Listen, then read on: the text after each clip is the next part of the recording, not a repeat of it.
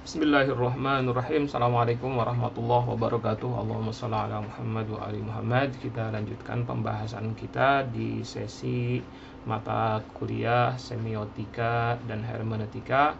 Dan kita masih membahas sesi semiotika. Yang akan kita bahas pada sesi kali ini adalah teori semiotika de Saussure yang bagian kedua. Dan kita akan membahas sinkronis, diakronis, dan sintagmatik dan paradigmatik yang merupakan konsep yang disampaikan oleh Ferdinand de Saussure ketika membahas semiotika. Sebelumnya kita sudah membahas bahwa Saussure memperkenalkan teori semiotikanya, atau dia mengistilahkannya semiologi, berdasarkan kepada teori strukturalisme, di mana dikatakan bahwa sistem tanda itu punya struktur. Ini adalah yang sangat penting sekali untuk dicamkan terkait dengan teori dari de Saussure, teori strukturalisme de Saussure, yang mengatakan bahwa sistem tanda itu punya struktur. Kemudian Saussure memperkenalkan 4 konsep dalam struktur sistem tanda itu, dan keempatnya berupa dikotomi. Ada penanda petanda, langue parol, dan itu keduanya sudah kita bahas di sesi sebelumnya. Nah, masih ada 2 konsep dikotomis yang belum dibahas, yaitu sinkronik, diakronik, dan sintagmatik dan paradigmatik.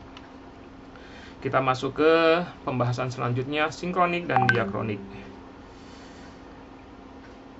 Konsep ketiga yang diperkenalkan oleh Saussure adalah sinkronik dan diakronik. Sinkronik itu adalah telaah terhadap bahasa dengan perspektif satu kurun waktu tertentu. Sedangkan diakronik adalah telaah bahasa dengan menggunakan perspektif perkembangan bahasa dari waktu ke waktu. Di gambar ini bisa terlihat bagaimana sinkronik ini yang dibahas adalah seperti bidang datar, ya, sesuatu yang di sananya bisa macam-macam gitu kan.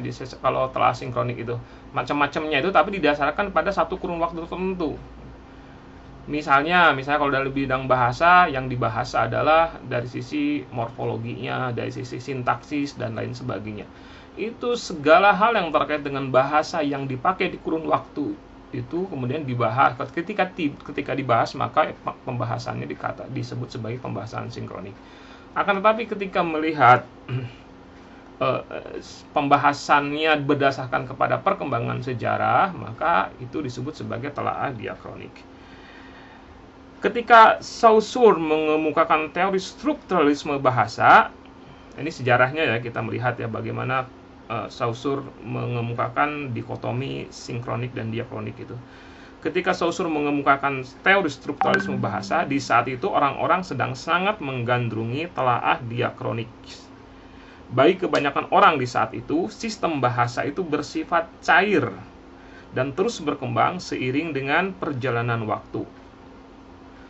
Dan pendekatan diakronis terhadap bahasa membuat setiap unsur dalam bahasa dipandang sebagai sesuatu yang bersifat dinamis.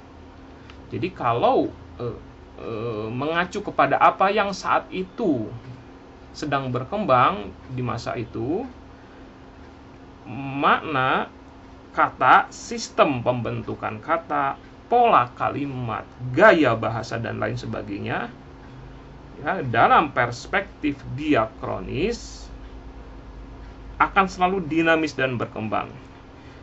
Diakronis cenderung meyakini bahwa tidak ada pola yang baku dan ajeg untuk seluruh unsur bahasa. Jadi, setiap unsur bahasa akan terus mengalami perubahan pola seiring dengan perambatan sejarah. Ciri dari telaah perspektif diakronis itu adalah, pertama, selalu menggunakan perspektif waktu berikut sejarahnya. Jadi ketika melihat bahasa sejarah, maka sejarah selalu saja bahasanya itu, telaah atas bahasa itu menggunakan perspektif sejarah. Yang kedua adalah bersifat historis komparatif. Jadi dibanding-bandingkan antara sistem bahasa yang terjadi di satu waktu dihubungkan dengan sistem bahasa yang terjadi pada masa sebelumnya atau pada masa setelahnya. Kemudian cakupan kajiannya cenderung lebih luas tentu saja, karena memang meliputi berbagai macam fase sejarah dari satu bahasa. Kemudian menelaah hubungan-hubungan di antara unsur-unsur yang berturutan tanpa memperhatikan konvensi yang bentuk sistemnya. Jadi tidak terserah gitu konvensi yang terbentuk ada atau tidak gitu ya, konvensi yang terbentuk di satu kurun waktu itu tidak kurang lebih itu diabaikan oleh perspektif diakronis. Dan kemudian diakronis juga meyakini adanya evolusi bahasa dan cenderung mengabaikan sistem bahasa. Contoh kajian diakronis misalnya perkembangan bahasa Melayu pada awalnya sehingga zaman sekarang. Kemudian juga contoh lain perkembangan bahasa Sanskerta misalnya dari awal kemunculannya hingga kepunahannya. Atau misalnya perkembangan bahasa Arab pra-Islam dan pasca-Islam. Nah, kalau itu yang diteliti, maka penelitian itu disebut menggunakan perspektif diakronis. Nah, kemudian Saussure memperkenalkan apa yang disebutnya sebagai telaah sinkronis. Menurutnya, bahasa ketika berada dalam kurun waktu tertentu selalu membentuk struktur dan sistem. Jadi bahasa itu bergerak, silahkan saja bergerak. Akan tetapi ketika dia berada dalam satu masa tertentu, maka bahasa itu membentuk struktur dan membentuk sistem. Nah, ciri dari telaah sinkronik itu pertama adalah yang dikaji adalah bahasa dan masa tertentu. Kemudian titik beratnya pada struktur dan karakter bahasa. Kemudian bersifat horizontal. Ya, tidak vertikal. Vertikal itu kan artinya sejarah gitu, yang kemudian perkembangannya bersifat sejarah. Akan tetapi kalau telaahnya itu bersifat horizontal. Telaahnya objek dari penelaahannya itu adalah hal-hal yang berada pada satu ground tertentu, pada satu wilayah tertentu di kurun waktu tertentu. Kemudian cakupan kajiannya juga lebih sempit tentunya dibandingkan dengan diakronis, karena hanya menelaah bahasa pada kurun waktu itu. Mempercayai adanya struktur yang dibuat secara konvensional di antara pengguna bahasa dan bersifat deskriptif. Kalau tadi kan diakronik bersifat komparatif, kalau ini bersifat deskriptif. Nah, contoh linguistik sinkronik itu misalnya penelahan bahasa Sunda pada masa kerajaan Hindu-Buddha, atau ketika kajian atas penggunaan bahasa Melayu pada masa penjajahan, bahasa Indonesia setelah adanya Sumpah Pemuda, atau bahasa Arab di abad pertama Hijriah. Nah, kalau ada penelaahan terkait dengan hal-hal tersebut, maka itu termasuk ke dalam telaah sinkronik. Nah, dihubungkan dengan prinsip bahwa bahasa adalah tanda, sebelumnya kita sudah bahas ya, maka struktur dan sistem yang mengikat itu juga terjadi pada setiap tanda. Jadi sinkronik adalah dalam perspektif sinkronik, makna bahasa dan tanda di kurun waktu tertentu itu sifatnya mengikat pengguna bahasa dan tanda yang hidup di zaman itu.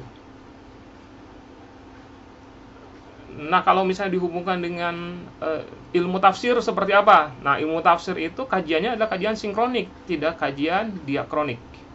Karena yang dikaji ketika kita membahas Al-Quran itu, tafsir Al-Quran, maka yang kita kaji adalah Al-Quran, isi dari Al-Quran, yang Al-Qurannya itu sendiri turun di masa tertentu.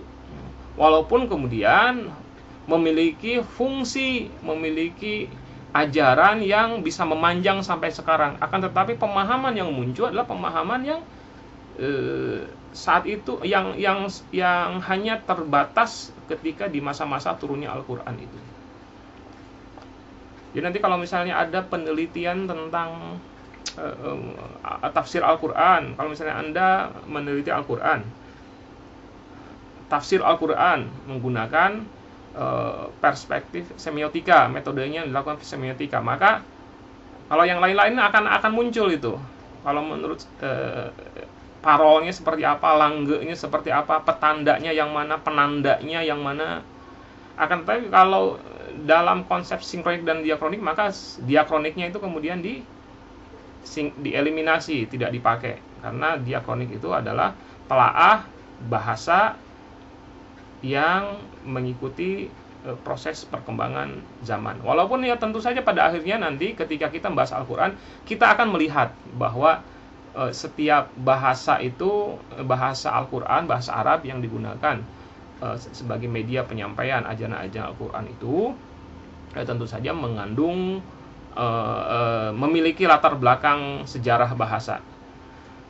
Itu nanti akan kita bahas secara lebih mendetail pada metode semiotika ketika digunakan untuk membahas tafsir. Dan kemudian kita masuk ke pembahasan berikutnya, yaitu sintagmatik dan paradigmatik. Sebuah tanda, konsep keempat yang diperkenalkan oleh Saussure adalah relasi sintagmatik dan paradigmatik di antara tanda-tanda. Sebuah tanda, katakanlah tanda A, itu memiliki makna tertentu, dan makna tersebut berbeda dengan makna yang ada di balik tanda yang lain. Katakanlah misalnya tanda B, maka dikatakan bahwa tanda A berbeda dengan tanda B karena makna dari tanda A berbeda dengan makna dari tanda B. Kursi dan meja misalnya, masing-masing adalah tanda yang merujuk kepada makna yang juga berbeda satu sama lain. Demikian juga misalnya tanda hujan dengan mahasiswa. Nah, tentu antara hujan dan mahasiswa itu dua tanda yang berbeda dikarenakan memiliki makna yang berbeda. Nah, Saussure kemudian menyatakan bahwa relasi di antara berbagai tanda dengan makna yang berbeda itu ternyata tidak selalu sama. Menurutnya ada yang disebut dengan relasi sintagmatik, ada yang tergolong ke dalam relasi paradigmatik. Relasi sintagmatik terjadi manakala tanda-tanda itu tak bisa dipertukarkan satu sama lain karena maknanya memang sangat berbeda. Dan sebaliknya pada relasi paradigmatik, tanda-tanda itu bisa dipertukarkan satu sama lain karena meskipun memiliki makna yang berbeda, tapi tanda-tanda itu dipersatukan oleh satu paradigma. Jadi ada payungnya yang memayungi tanda-tanda itu. Makna-makna itu dipayung, ada payungnya, dan payung itu namanya paradigma. Contohnya adalah misalnya di sini kata dosen dan mahasiswa. Bagaimana hubungan antara kedua kata atau kedua tanda itu? Keduanya akan dikatakan memiliki hubungan sintagmatik jika ditempatkan dalam sebuah kalimat di mana salah satunya menempati posisi subjek dan yang lain sebagai objek.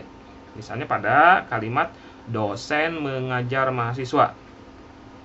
Kata dosen dan mahasiswa memiliki hubungan sintagmatik. Kedua kata pada kalimat ini tentu tidak bisa dipertukarkan satu sama lain. Misalnya, kalau misalnya dosen, di sini kan dosen mengajar mahasiswa, dosennya adalah subjek, mahasiswa adalah objek. Bisa nggak ditukar?